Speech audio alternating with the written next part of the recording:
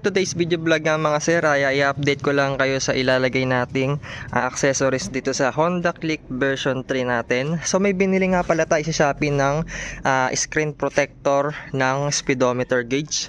So nasa 93 pesos lang ito mga sir. At in-order ko to kahapon. Dumating siya kagad, sobrang bilis mag-ship ng JNT. Ayan, ganito po yung itsura niya mga sir, hindi na po siya naka-bubble wrap. So kapag bubuksan nyo siya mga sir, ganito po yung magiging itsura niya. Ayan, ito po siya mga sir, medyo maliit lang siya. Nabasa ko sa mga reviews, ayan, mga ratings.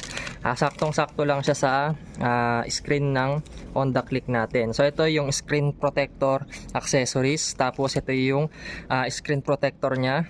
Ang purpose po nito ay para hindi po magasgasan or magkaroon ng lining yung mga scratches dito sa screen ng speedometer natin.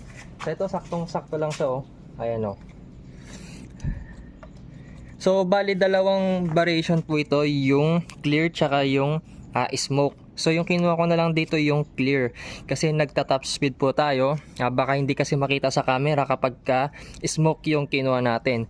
Mas maganda po yung smoke mga sir pagka hindi po kayo nagba-vlog or nagbi-video, no. Ayan, mas okay po ito. At kapag gusto nyo bumili mga sir, meron po tayong iwan na link dyan sa baba sa pin comment at dyan sa description box para kapag gusto nyo umorder ay darating po kagad yan sa bahay ninyo. Tapos buksan na natin yung screen protector accessories. Ayan, para lang din siyang screen protector sa cellphone ninyo, no. Ayan, ito po yung mga kasama nya. So pakita natin dito natin lagay. So ito yung pangkayod para mawala yung bubbles, no. Tapos alcohol prep pad, ito yung una nating ilalagay. Tapos ito yung dust absorber, tsaka yung pinaka pinong tela para pangpunas, no. Ito yung pang final siguro. So dito ang una muna nating bubuksan yung alcohol free pad. Kailangan natin matanggal yung mga malilit na alikabok dito. Ayan, ganito yung itsura niya mga sir. Pagkabukas ninyo, medyo basa siya. Amoy alcohol siya. So ngayon, ang gagawin ninyo, ipupunas nyo ngayon dito sa screen. Ayan, o. Ma-absorb niya po yung mga alikabok dito sa screen natin. So, baliktad lang natin.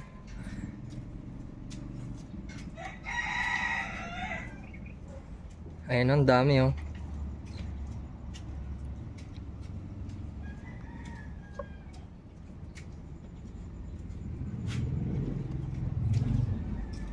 Ayan, pag okay na nga mga sir, ang gagawin nyo naman dito ay yung pinakapino.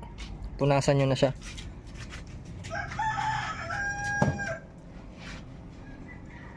Ito yung panglinis natin para mawala yung basa-basa.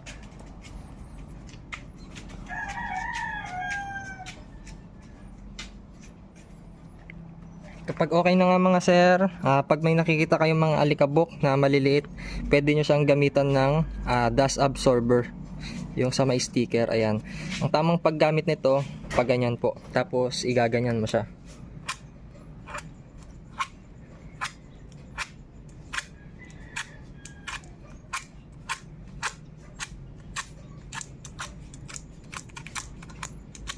Ayan, pag wala ka nang nakikitang alikabok dyan, pwede na natin i-install yung screen protector. So ganito po yung tamang pag-install, no. Ayan, pag ganyan siya, igaganyan mo ngayon to. Ayan, ngayon ilalapat na natin siya.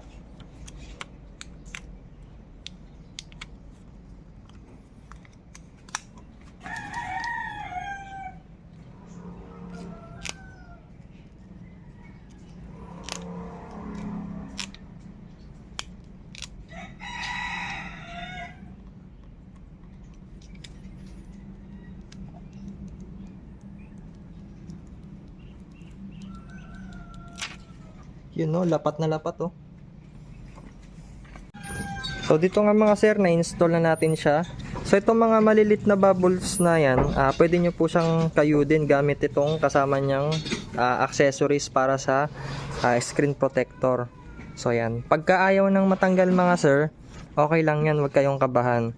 Kasi lalapat din po yan pagka nainitan ng araw.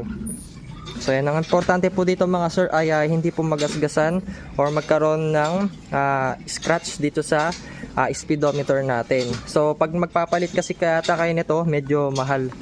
Kumbaga sa mga cellphone, ayan, kailangan din po natin ng protector para dito sa mga digital speedometer natin, lalong-lalo na sa mga naka Honda Click.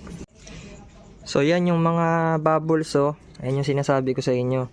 So mano-manuin nyo na lang iganyan mga sir. Palabasin nyo siya. Para hindi po kayo mairita.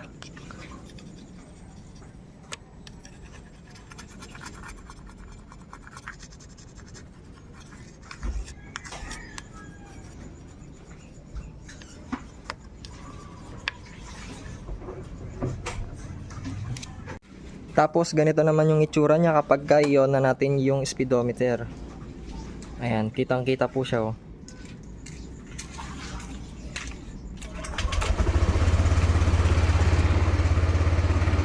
And I'll go